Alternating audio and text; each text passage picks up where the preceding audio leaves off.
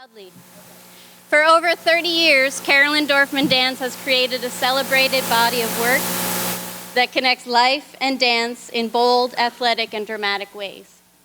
I'm personally excited that they are here because this company is very special to me. I performed as a principal dancer with this company, there it is, for 5 years. And that experience has truly shaped me into the dancer, teacher, artist, and human being that I am today. So I am extremely thrilled to introduce Carolyn Dorfman.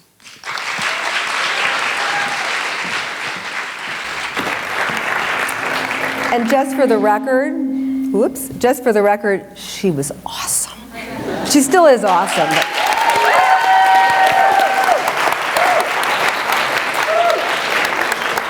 I am a choreographer, a maker of dances. It's been my life's work to make dance that speaks about the human story. And I say speak because dance is my language, movement my words. And it's through movement that I communicate ideas, feelings, thoughts, images, illusions, and yes, sometimes tell stories. I make dances on a myriad of subjects, which you will see today and also tomorrow evening's performance, totally different. From the intimacy of the duet to global issues, I am fascinated by people. I'm interested in what makes us tick, what makes us unique, and perhaps more importantly, our commonness in this journey we call life, our common humanness. That drives me. I make dances about the world as it is. I make dances about the world as I wish it could be. Art is personal. What does that mean? I make dances from the inside out. Every time you meet a choreographer, an artist, a visual artist, a composer, anytime you witness their work, you learn something about them. Their lives, their influences, the lens through which they actually see the world. Every one of us in this room has a history, a legacy, foundations, family that have made us who we are today. For me, the single most defining element of who I am as an artist, a woman, a wife, a mother, a daughter, a sister, a friend, and member of the human race is being a child of survivors of the Holocaust. Child of survivors of the Holocaust. It has shaped every fabric of who I am. My sense of equality, my sense of justice, my sense of humanism. It has fueled the passion of dancing about people and life experience. I am, after all, a witness to the witness. My family shared their stories. Many survivors either don't or simply emotionally can't. So I watched them try to reconcile their horrific past with coming to America and trying to build a new life here. Through my work, I've honored my Eastern European Jewish roots, and I've tried to chronicle the joy, the sorrow, family, and tradition. So, to honor my father's legacy, I created a solo called, aptly, My Father's Solo. It is work that exemplifies the larger-than-life image of a man, the survivor, one who can fall, endure, and rise again. A sense of faith in the broadest sense. When people see this solo, I sometimes say, well, what did you learn about my dad?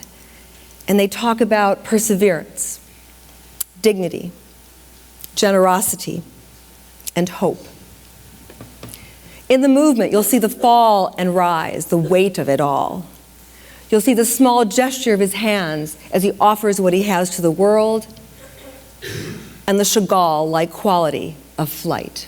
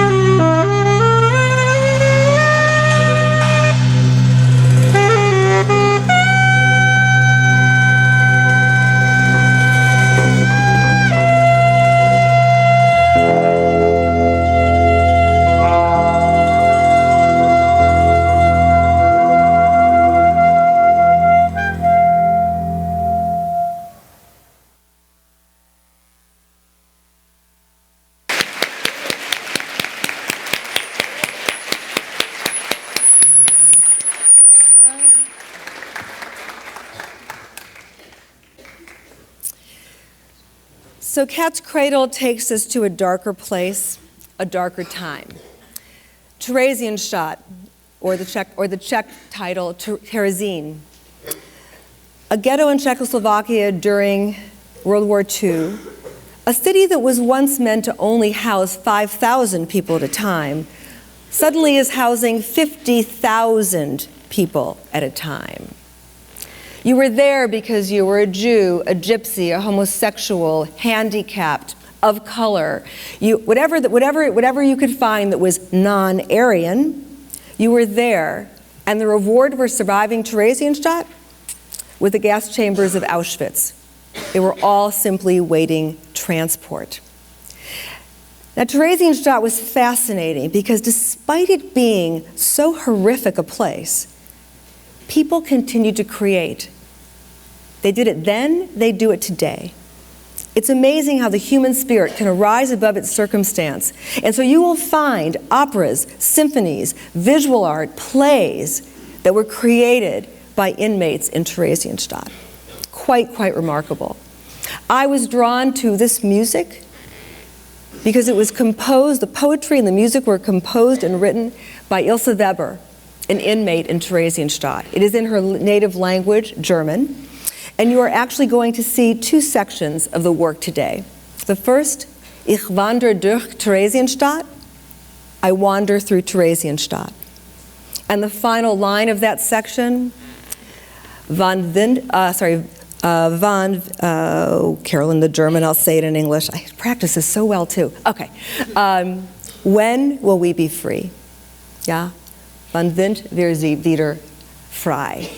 You'll also actually see Ein Koffer spricht, a suitcase speaks.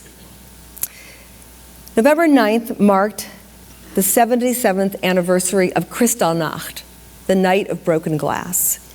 It was, in 1938, a massive, coordinated attack against Jews throughout the German Reich. Throughout the German Reich, that's what happened. And so I made this work to honor those that actually perished and those that survived to tell their story. My mother and her two sisters survived the war because they could knit. They were 15, 16, and 17 respectively when the war broke out and they were sent to concentration camp. And because they could knit sweaters and socks for the Nazis, they survived. When they came to America, we would sit at their feet and they would tell us their stories as they knit for us. And ultimately, they knit our family together, past and present. We bring you these two sections of Cat's Cradle. Thank you.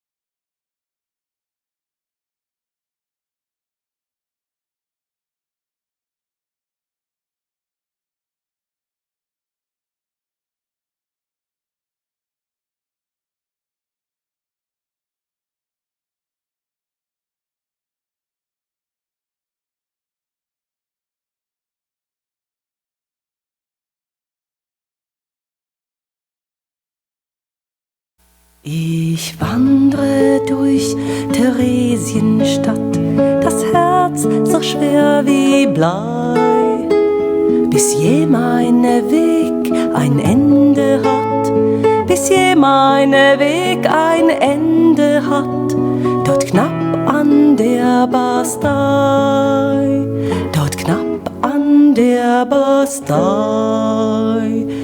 Dort bleib ich auf der Brücke stehen und schau ins Tal hinaus. Ich möchte so gerne weitergehen, ich möchte so gerne weitergehen, ich möchte so gern nach Haus, ich möchte so gern nach Haus. Nach Haus, du wunderbares Wort, du machst das Herz mir schwer. Man nahm mir mein Zuhause fort, man nahm mir mein Zuhause fort. Ich habe keines mehr, ich keines mehr. Ich wende mich betrübt und matt, so schwer wird mir dabei. Theresienstadt, Theresienstadt, wann wohl das Leid ein Ende hat, wann sind wir wieder frei, wann sind wir wieder frei.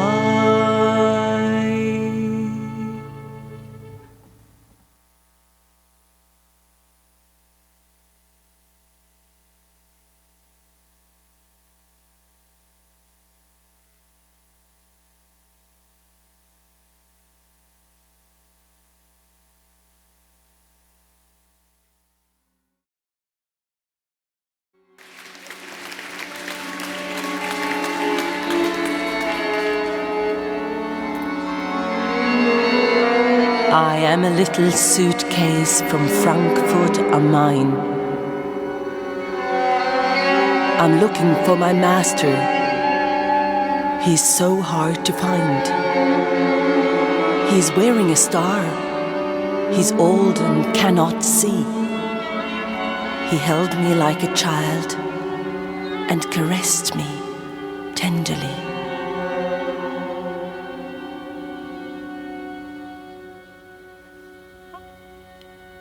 Ich hab meinen Herrn begleitet, Jahr aus, Jahr ein.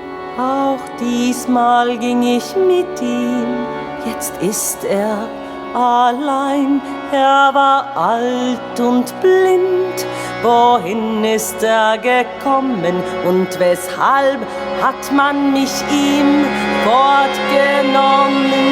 Ich bin ein kleiner Koffer aus Frankfurt am Main und ich suche meinen Herrn, wo mag er nur sein? Er trug einen Stern und war alt und blind und er hielt mich gut, als wär ich sein Kind.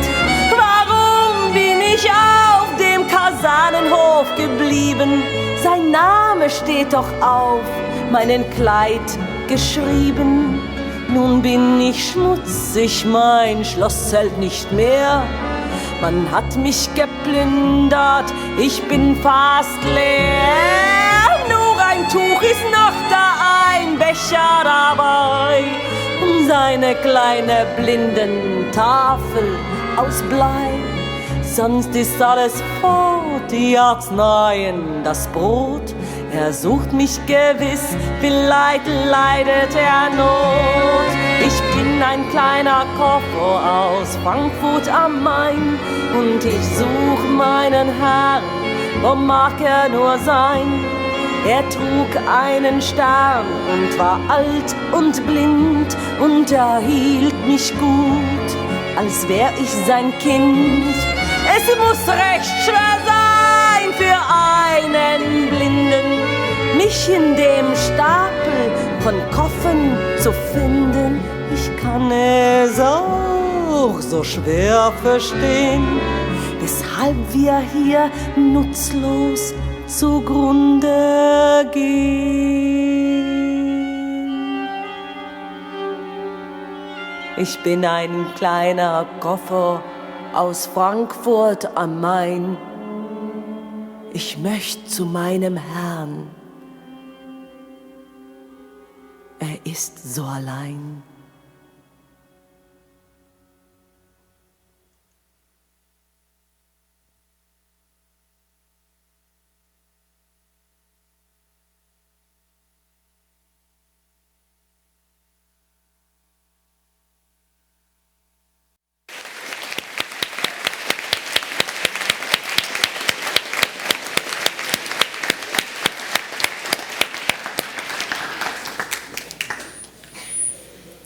So, one-word answers, a feeling, a thought, an idea that crossed your mind.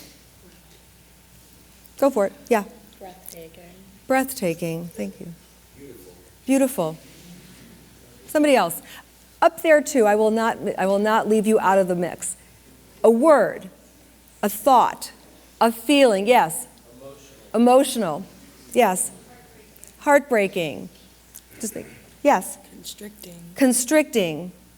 Yes. Jaw-dropping. Eerie. Eerie. Fifth graders do better than this, guys. You don't want that to be the bar, okay? One word. Devastating. Yes. Horrifying. Over here. Quiet people back here. Somebody, a thought, a feeling. Don't tell me nothing. I worked so hard to make that dance. Yeah. Inspiring. Yes. Unforgettable. I thank you for that, because you know what? Often I ask people what will they most remember when they go home, because as an artist you speak. As an artist you speak because you want to communicate something. And those kind of responses, and sometimes they're very illuminating to me. In other words, those kind of responses help me understand my communication as an artist.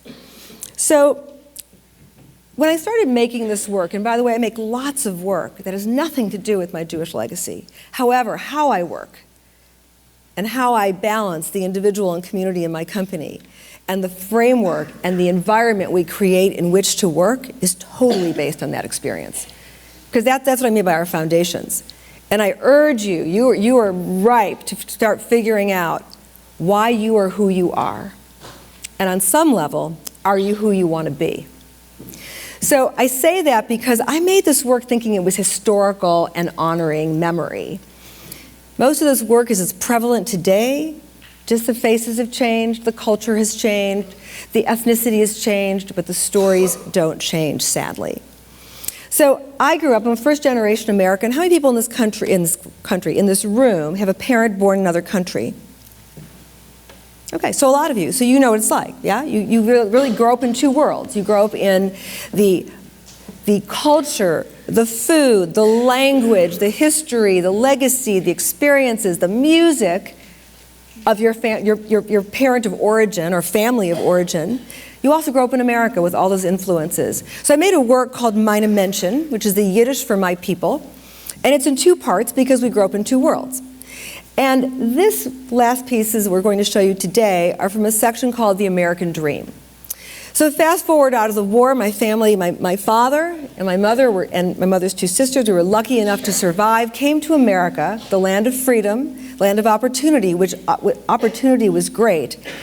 But they didn't expect was to face, again, bigotry, again, anti-Semitism. They didn't expect to see that, and it wasn't just only for Jews. So there was a whole lot of racism, and there was a whole lot of real xenophobia, a sense of the stranger and the fear of the stranger. Does that story sound familiar today? Yeah. So we present to you two sections of American Dream. One is called The Others, and the second section is called The Fragile Thread. How many people in this room have ever said, if it wasn't for this one thing about me, life would be perfect? Yeah? If I wasn't Jewish, if I wasn't African American, if I wasn't Latino, if I wasn't gay, if I wasn't whatever the thing is that you feel is the albatross on your back, where you go, if I wasn't this, I could fly.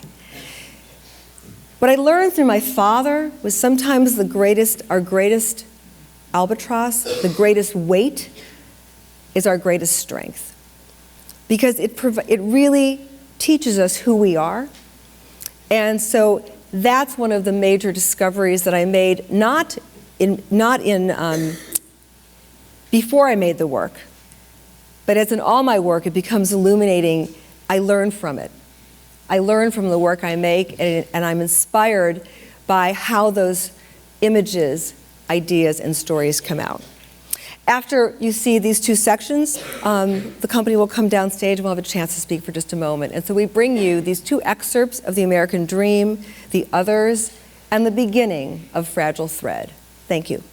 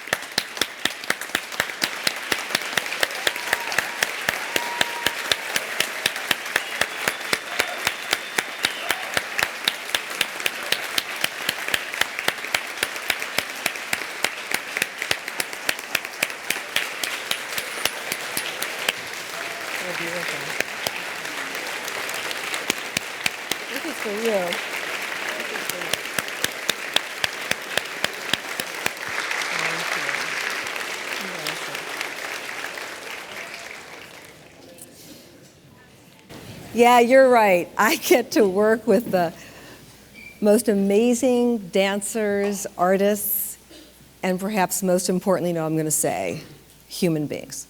Yeah? So this is an opportunity with a few minutes. Oh, Louis, you missed the big bat. Could you give an applause, please, for Louis?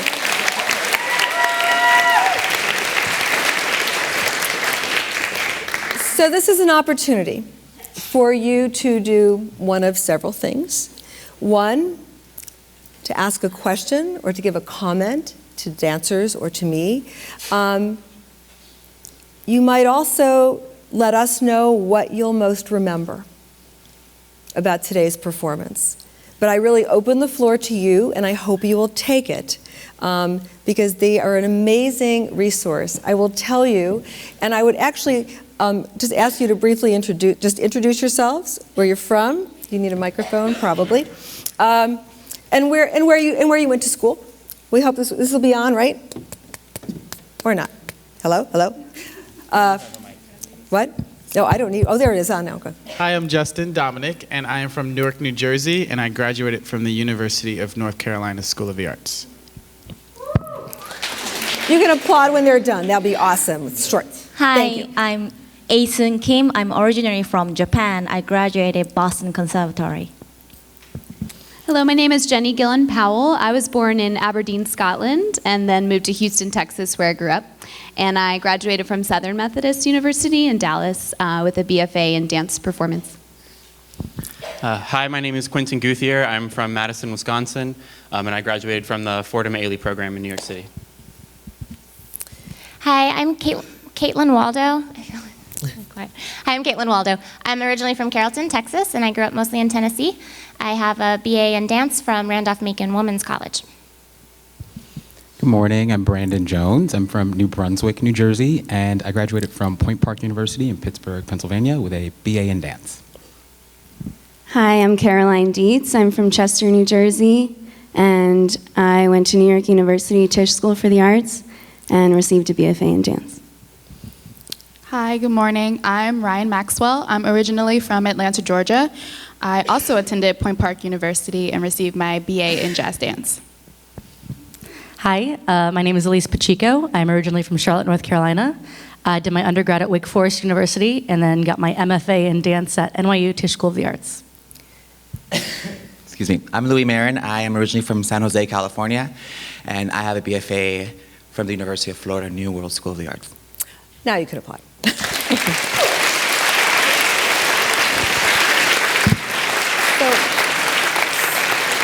So we've come from, I grew up in Michigan, by the way. I'm from Detroit, Michigan. I went to University of Michigan for my undergraduate degree in dance and my graduate degree at NYU Tisch School for the Arts. But we've come together from across the country and the globe, as we do, as our company tends to do, for the purpose of creating, performing dance, and also sharing our work with students like you. So now that you know all their names, and you have them memorized, I open the floor to you. Do you have a question, a comment you'd like to make? What you'd most remember? And if you won't remember, oh, thank God, yes, okay. Yes? For the dancers, do they have any emotions that they feel while they dance that a viewer could not necessarily feel or see? Oh, that's a good question. Do you as dancers have any emotions or feelings while you're dancing, that the audience doesn't see? Quentin's first performance of The Others today. So,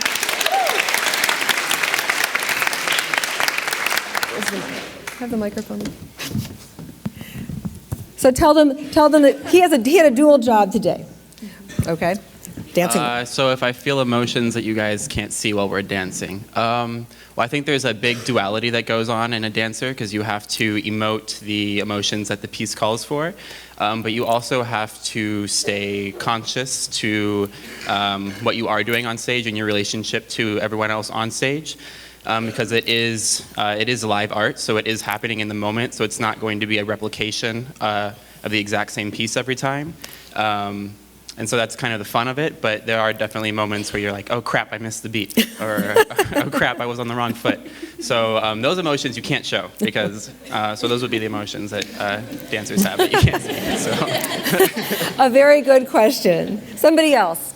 A question, a comment. Oh, thank you. Is my father's solo typically done by a female dancer? Yes, it is. And that's a decision I subconsciously made. Oh, I'm so sorry. Thank you. She asked if my father's solo is always danced by a woman. And I said yes. And in fact, when we did this for fifth graders, one of the little boys raised his hand and said, I learned that your father was a woman. Only today, right?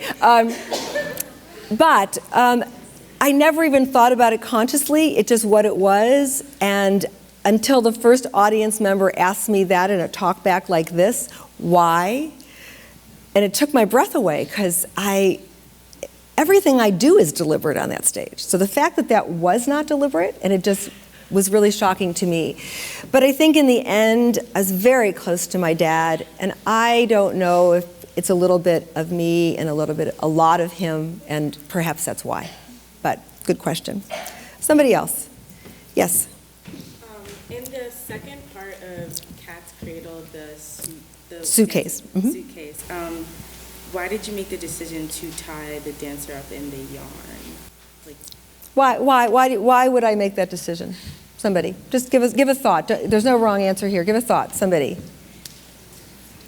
Can I see a hand? Somebody, pardon? Go ahead. To feel trapped. Mm-hmm. Now, think about it. How many of you know what the game of Cat's Cradle is? There is a game. Some of you, maybe.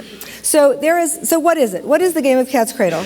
It's like when you have a string, you have it around your fingers. It's a finger string game, right? Finger string, and then you do it like with somebody else, and you have to keep twisting and twisting. And so you keep twisting, makes new designs. So that was a way of making the yarn. I love props.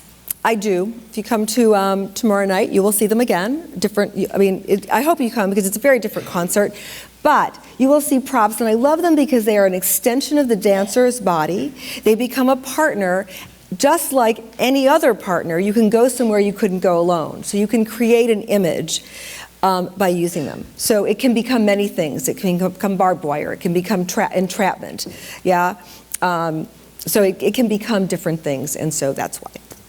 Somebody else. Yes. Is there a reason you chose purple or dark yarn? Not really, actually. But they're very, when there's, they catch the light better than a lot of other colors. There is other yarn used in the full piece. There's a section at the end where the ladies dance with them, and they're very long, and they're not red and gray. They're a different color. But it seems to often pop against the gray, the red. Yeah.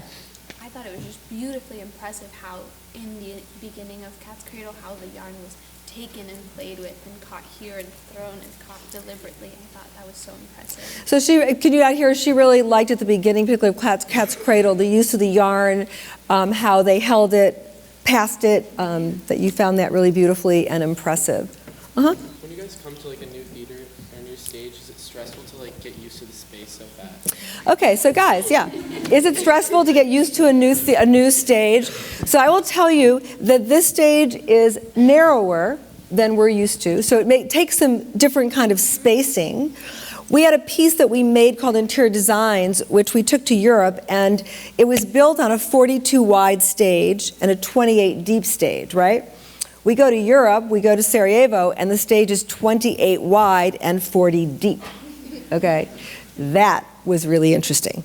But that's what you do. I mean, we understand that process. We know what it takes, and we tried to go into the rehearsal studio this week. We mapped out the floor, the dimensions that we knew we'd have here, so we could at least approximate and make some choices. Today we were not really using what's called a crossover, because we put our cyc lights, our LEDs down there. So that also takes a moment of saying, okay, normally I just walk backstage the other side. In this case, you have to go downstairs, or we change what happens on stage so someone can leave where they have to go. Does that make sense? So yes, those are real accommodations. I want somebody from the freshman class. Be bold, be brave, guys. Yes, thank you. You guys are the future leaders, right? Stand up, please, so we can hear you. Thank you.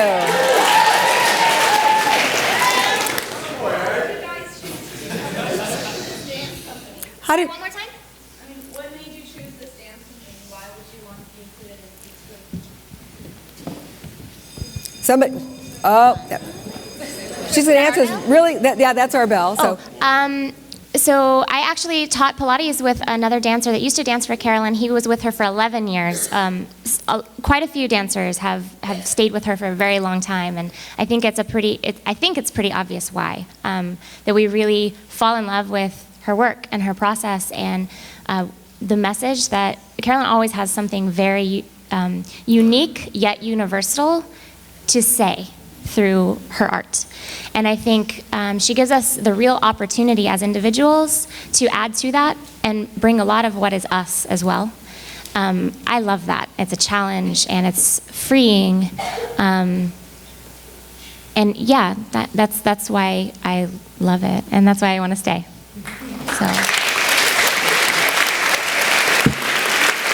So I know our time's up. Thank you. You've been a really wonderful audience, and I truly hope you'll join us tomorrow evening. You'll be glad you did. At 7 p.m. Thank you all very much.